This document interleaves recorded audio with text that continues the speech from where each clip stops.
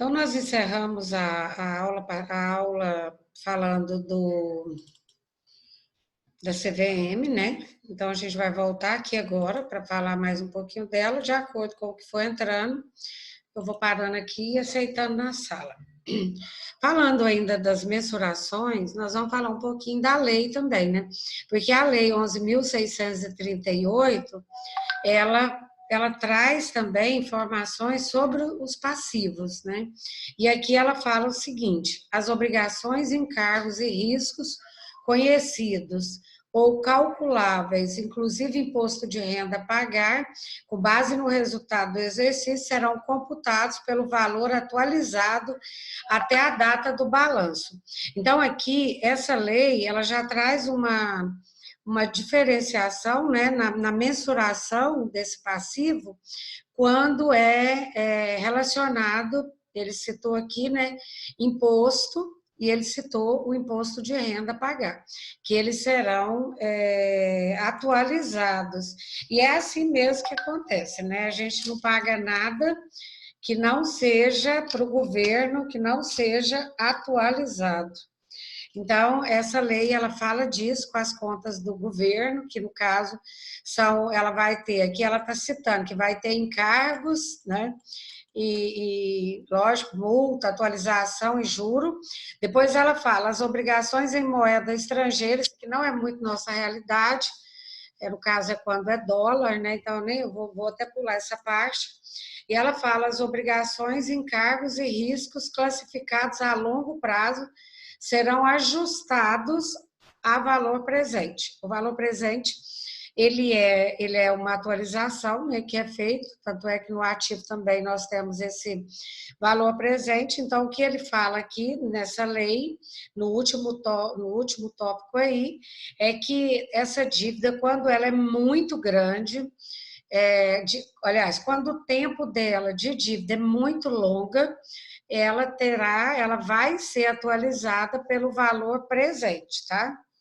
Então, são algumas coisas assim. Eu sei que para vocês é muito difícil, primeiro, pelo momento que nós estamos vivendo, né? Segundo, como está sendo passada a aula. Mas assim, só porque assim, só de vocês entender que tanto o ativo quanto o passivo, ele tem uma mensuração e uma avaliação, já é de grande valia. Por quê? Não esquecer que o ativo e o passivo, né, eles não vão ficar naquele valor que está ali no balanço, não, eles terão que ser atualizados e mensurável também. Aqui eu trouxe uma setinha falando assim, ó, diferença entre ativo e passivo, né? Tanto é que no balanço, se a gente pegar o balanço, vocês vão observar que o ativo ele está do lado esquerdo, meu aqui, e o passivo do lado direito. E é assim que essa seta mostra, ativo e passivo. Vamos ver mais o que ele está falando logo abaixo.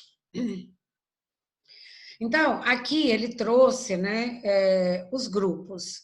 Aqui do lado esquerdo eu falo do ativo circulante. Nós já sabemos, né, já temos consciência que o ativo circulante ele é determinado pelas contas que são movimentadas a todo momento na empresa, né, pelo prazo de até 365 dias. E o ativo não circulante, ele entra o ativo realizável, né?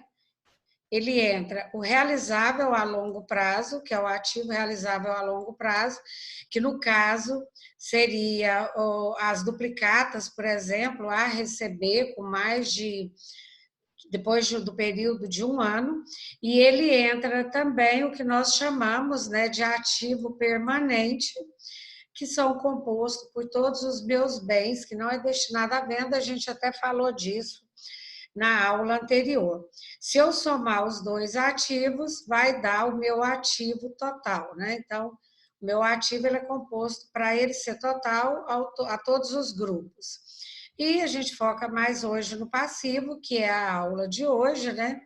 Então, o passivo, ele é composto pelo passivo circulante, foi o que nós falamos dele na aula anterior agora. Então, o circulante ele é composto para fazer as provisões, todas as provisões, elas estão ali no passivo circulante, que são as dívidas, que passou de um mês para o outro, né? E que, de acordo com o que vai pagando, ela vai sendo baixada aqui no passivo circulante. E o passivo, e também todas as contas no prazo máximo de 365 dias. Passou desse prazo, não é provisão, passou de 365 dias, então, se tiver uma conta que não tem essa característica, ela vai vir aqui para o passivo não circulante, que é as dívidas da empresa, que não entra provisão, e que são as dívidas da empresa num período, vamos dizer, a longo prazo, né? Por isso que dentro desse grupo passivo não circulante, tem um grupo chamado passivo exigível a longo prazo, que busca, né, ele recebe todas as contas que passa desse período. Então, é esse grupo do passivo aqui dentro do não circulante tal, passivo exigível a longo prazo. Então, ele fica aqui dentro. E aqui só o passivo circulante. Somando os dois passivos ou os dois grupos, eu tenho o passivo total. Lembrando que esse passivo total, ele pegou os dois grupos, né? Que é o passivo circulante e não circulante, mas também ele traz uma denominação aqui que nós chamamos de capital de terceiros.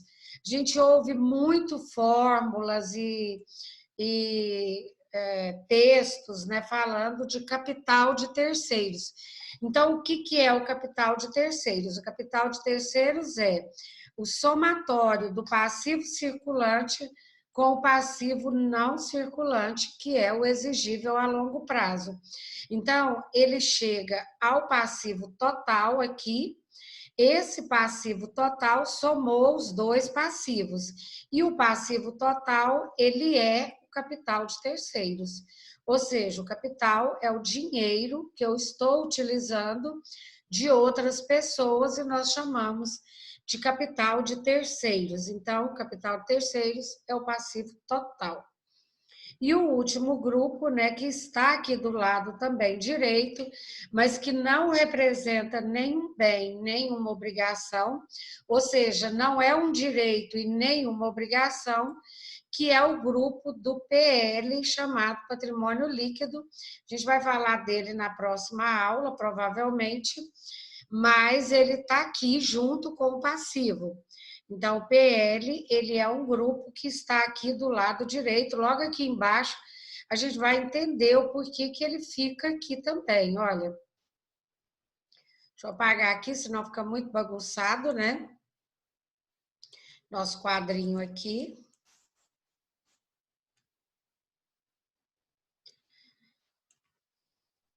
Então, gente, o capital, o patrimônio líquido, ele representa essa parte do financeira da empresa que ele busca é a situação líquida da empresa. Então, aqui eu trouxe esse quadro aqui, trazendo o que a gente acabou de falar, né? Mas só para a gente ter uma configuração, né, mais detalhada, e ele fala que o ativo. Aqui ele fala, olha, o ativo ele é o circulante e o não circulante. Beleza, nós já sabemos. O ativo ele vem aqui no dentro do ativo não circulante como realizável a longo prazo. Nós já falamos, são os que entram depois do período de um ano.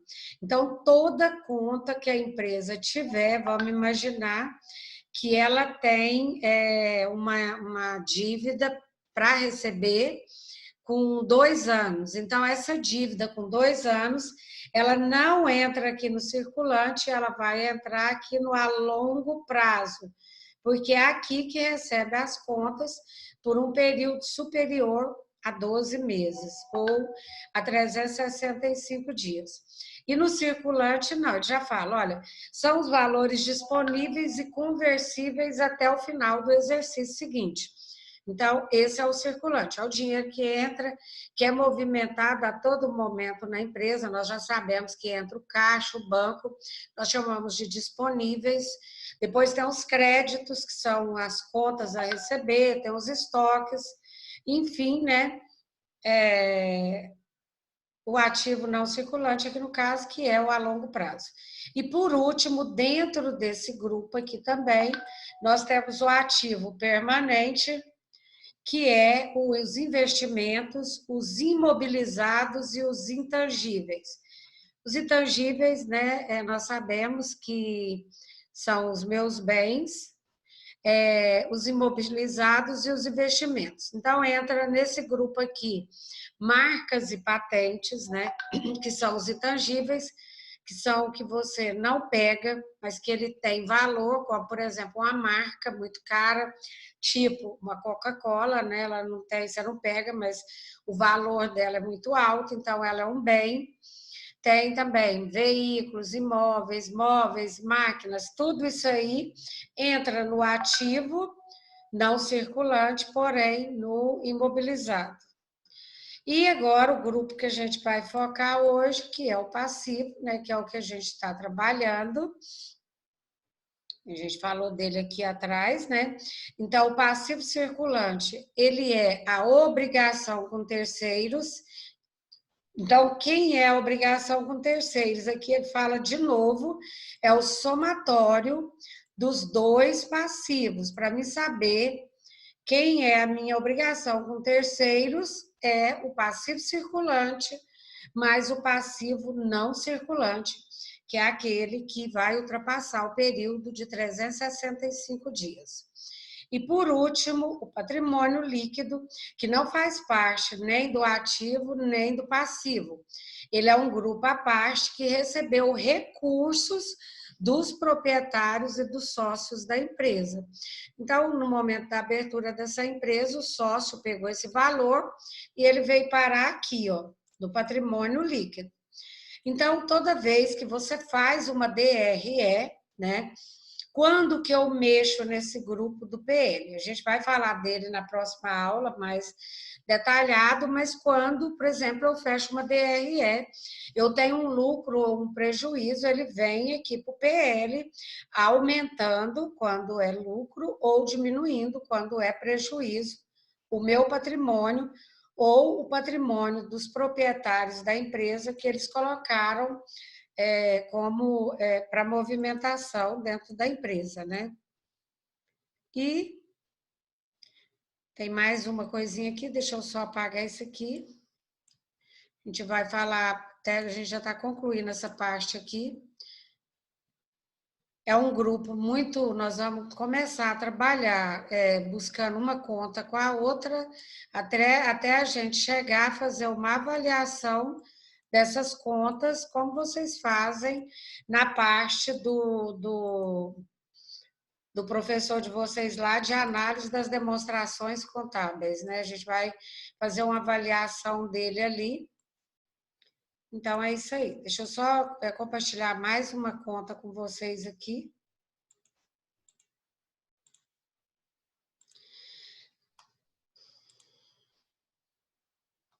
Eu perdi aqui. Bom, pessoal, deixa eu voltar aqui para a sala. Eu vou tentar ver se eu consigo.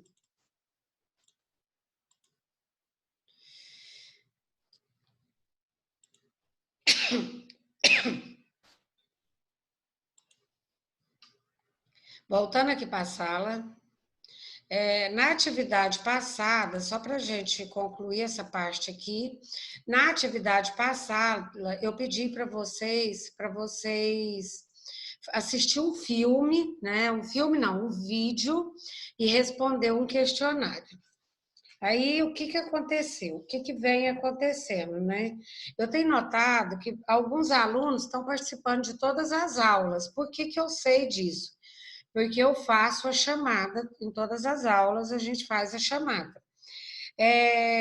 Qual que é a importância dessa chamada? Nós sabemos que o semestre não volta mais esse ano, não é isso? A gente tem ciência que nós já estamos praticamente no final já do semestre, é, e que, assim, está terminando já, né? A gente já está, nós estamos no final de maio, já praticamente, né?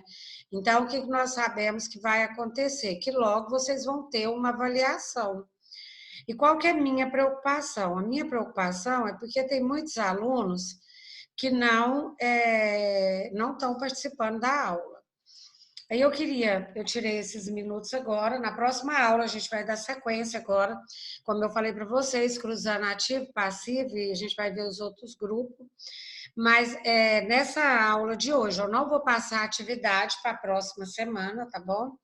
Provavelmente a gente vai ter atividade na próxima aula, da próxima sexta-feira, e eu não vou passar a atividade. O que eu quero falar com vocês é o seguinte: primeiro, tem muitos alunos que não estão participando da aula, não estão assistindo a aula.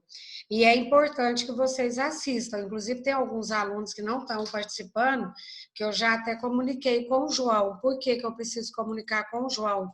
Porque eu tenho que falar para o João o que está acontecendo na sala de aula. Então, tem alguns alunos que não estão participando. Então, eu peço que vocês assistam a aula, porque o que vai acontecer? No final, todas essas participações vai valer ponto. Então, por exemplo, no final eu vou dar nota. A gente vai ter, provavelmente não vai ter prova, vai ter alguma avaliação que deve ser feita em casa. Eu acredito que deve ser assim que vai acontecer, né? Mas a participação dos alunos em sala de aula vai valer ponto? Vai valer ponto. É uma maneira que eu vou ter de saber quem está. Porque, por exemplo, é muito fácil eu passar uma atividade, o aluno ele vai pesquisar. Então, a importância agora é a presença na sala de aula. Esse é o primeiro ponto. Então, eu peço para vocês que não faltem a aula aqui, porque a média de vocês, ela vai ser, essas presenças vão ser utilizadas, no meu caso, não sei se vai ser todos os professores, para ajudar vocês na média, para melhorar a média de vocês. E a outra questão são as atividades. Tem muitos alunos devendo atividade. Aí, o que eu tomei assim de decisão, não só com essa turma, mas está acontecendo com várias turmas também, não só de vocês, né? Todas as atividades que são passadas para vocês, elas têm que ser feitas, porque é a única maneira que o professor está tendo de dar sequência na aula. A gente tem um pouco de aula aqui e vocês concluem em casa. Eu sei que é muita atividade, porque eu vejo os alunos reclamando, principalmente vocês, né, que são o 7º período, tem da Eurilene, eu sei que tem muita atividade. Aí eu deixei, não vou passar atividade essa semana, tá bom? Vou deixar vocês ganhar um fôlego. Mas a partir de hoje, toda atividade que eu passar, o que vai acontecer? Você tem que entregar até a data da aula. Aí é o aluno que não entregou até a data da aula. O que vai acontecer? Eu vou receber? Vou. Eu vou continuar recebendo todas as atividades. Só que aí eu não posso, por exemplo, dar uma nota. Por exemplo, a Raab, a Luane, o Paulo Henrique, vocês que estão na sala, estão participando, merecem uma nota melhor do que quem não está participando, não é verdade? Então, assim são as atividades. Tem aluno que faz e entrega na data certa. Tem aluno que vai me entregar, tem aluno que está me devendo atividade até hoje. Então, a partir de agora, vai contar para a avaliação de vocês a participação na aula e a atividade entregue na data correta, que seria, por exemplo, toda atividade que eu passo, ela vai ter que ser entregue até às 7h30 da próxima aula, porque é quando eu começo a dar a aula e, às vezes, até a corrigir a atividade. Aí eu gostaria de saber se alguém quer falar alguma coisa ou tem alguma dúvida em relação a isso.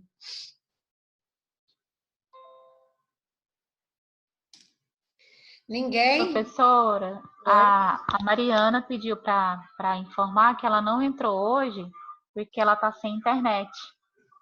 Pois é, eu E estou aí ela até não sentindo participa. falta dela, porque já tem acho que 2 aulas que ela não está participando. É. E é Ela pediu para te importante, né? avisar. Nós sabemos da importância. Eu estou meio afastada aqui, gente, meu notebook está acabando a bateria, eu tenho que pôr ele para carregar. Mas eu não posso pôr presença, tá? Mas assim, não vai ter aquele problema da falta de reprovar por falta. Não, não é isso. É mais pela questão avaliativa mesmo. Todos que estão entrando na sala de aula, estão assistindo a aula, com certeza a nota vai ser bem melhor, porque eu tenho que ter esse critério de avaliação, né, para melhorar a nota de vocês, tá bom? Alguém quer falar mais alguma coisa? Ninguém? Professor, para mim tá de boa. Sossegado. Então, Para mim também tá de boa, professora. tá bom, gente. Aí vocês avisam para os colegas de vocês. Olha, a Ediluz mandou falar. Eu acredito que todos os professores não falaram, mas eles vão utilizar o mesmo critério, porque é uma maneira de avaliar. Eu sei que não é fácil, né, para vocês, é chato ficar ouvindo. A gente fica falando, e quando está copiando é mais fácil, né? Eu vou mandar para vocês esse material que eu utilizei aqui no e-mail da turma. Mas por que que eu vou mandar? Porque no caso vocês queiram assistir porque sempre eu posto no YouTube e vou também mandar esse material para vocês no e-mail, porque se vocês depois precisar para resolver alguma questão, ele vai estar lá no portal do aluno, na FANAP. Sempre eu estou colocando todos os materiais lá. Ele vai estar no portal do aluno, eu vou mandar por e-mail e o vídeo que eu gravei, eu vou passar só o da primeira aula, provavelmente, mas de toda maneira também tudo está sendo gravado.